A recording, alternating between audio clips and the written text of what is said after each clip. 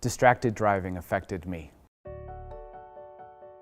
Well, my family, we live out in West Omaha, and routinely for work and just going to church, we drive through the intersection of 132nd and Blondale. My 5- and 4-year-old, always inquisitive, looking around, and they would notice that there was a memorial, and just a habit that we practice as a family. Whenever we see a memorial, we'd always try and say a quick prayer for the friends and family of the individual that lost their life at that place. And then one day, the name was on the memorial, Ashley, and one of my boys said that. And Dad, Ashley, that's who it is. So we started praying for Ashley. And my boys would start asking me more questions, and I didn't know the answers, and they wanted to know about Ashley's family, because we were praying for Ashley's family whenever we drive by there. After some sleuthing, it turned up the story of what happened to Ashley Wood and her family.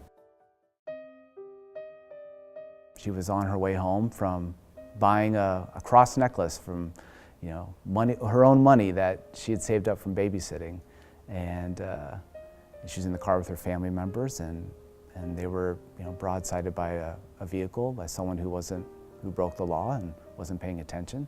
As a new parent, losing your own child, that's hard to imagine, and for me, it just made me want to pray even more for her family. Sometimes in tragedy, there's uplifting stories, and how, as a Christian, I believe that God can work all things out for good for those who love Him. And just hearing the story of how she became an organ donor, her parents did that, and like 6 other people received her organs because of that. And through her story, and how it still lives on today, I am confident that that's going to be used for good, and that her memory won't be in vain. I enjoy writing, and I've kept a blog for a number of years, and I would just write about experiences being a parent, going through life, maybe different pop culture things that interested me. But with Ashley's story and just how we came to learn more about it and how it impacted my boys, I wanted to write about it because it was wonderful to see how this individual, who they did not know at all, who they've never met, and it was 5 years earlier, it was cool to see how the simple roadside memorial impacted my 4- and 5-year-old.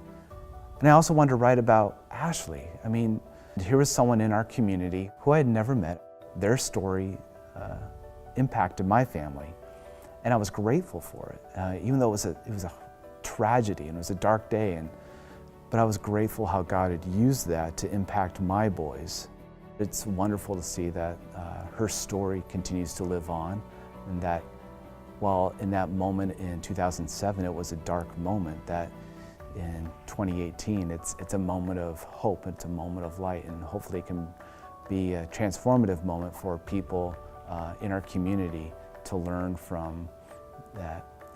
Distracted driving is something we need to take serious. We think it's not going to affect us. We'll be smart, we'll be better, but it only takes an instant for our lives or someone else's life to change because of just carelessness while we're driving.